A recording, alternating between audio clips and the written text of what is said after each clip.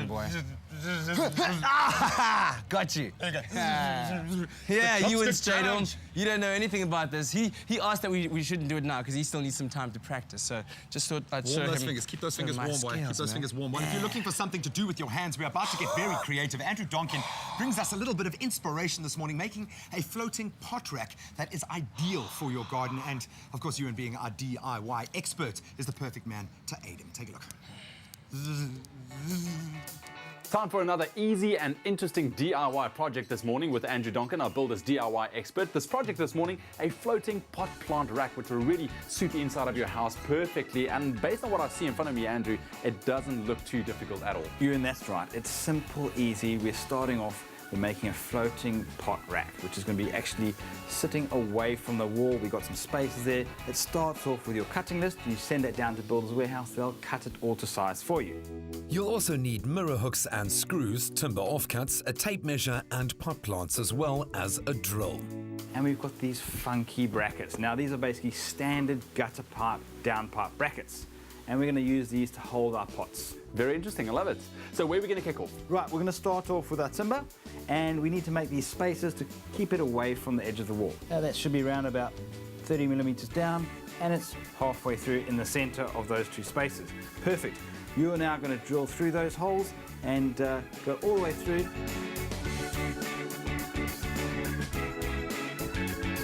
All right, Andrew, holes are done and your table's still in one piece. Fantastic, a major change. Okay, right, we're going to put our spaces in, we're going to bring them in slightly.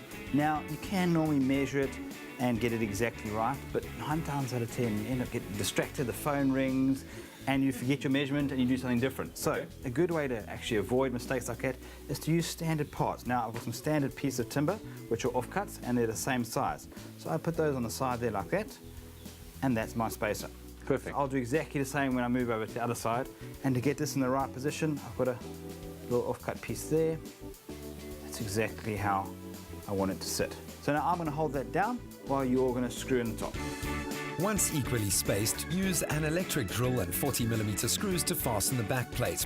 Also position the mirror hooks on the top edge of the struts and fasten. Find complete instructions on Expresso's website. Right, we're nearly there. What we're going to do now, we'll flip this guy over. Okay. And we need to mount our brackets into position. These guys, so pretty much something like that. Yeah, slightly. Depending on the pot size you're going to use, you might want to bring it up and down or whatever. We're going to bring ours slightly off from the center and spread the 3 evenly apart. Take some time and use a tape measure and pencil to make sure that the brackets will be evenly spaced. You can adapt the size of the wall mounting to suit the available space. We want to seal this off, and we can even stain it if you want. So I'm actually got some emboyer stain for you. Beautiful. Yes, you're going to do it for a change. Ah. I'm just going to squeeze some onto the sponge, and then you're just going to rub it in. Got it. Into the timber. Okay.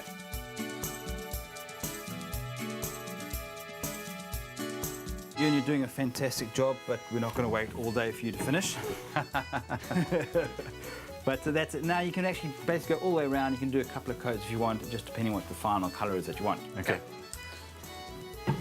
Once that is dry, put another couple of coats of wood sealer to seal it, and let that dry, and then we can mount our brackets. This project is great for any leftover pieces of pine. Otherwise, you can use older salvaged wood to create an interesting wall piece. And we are done. That's it. It looks cool. We just need to hang it up.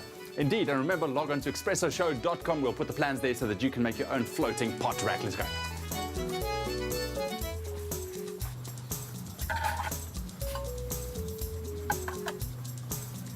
Beautiful. Very nice. Good. Love it. Let's see the main steps again. Position the 2 back struts evenly using timber offcuts, then fasten them to the back plate. Remember to add a mirror hook on each.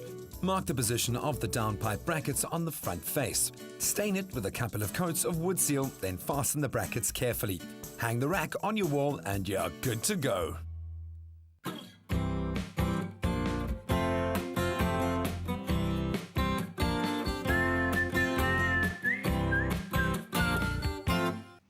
As the sun fights to come out this morning, and I look for a suitable spot to hang Ewan's hanging pot holder. You can get busy entering our competition. Of course, Builders sponsoring a 250 Rand voucher.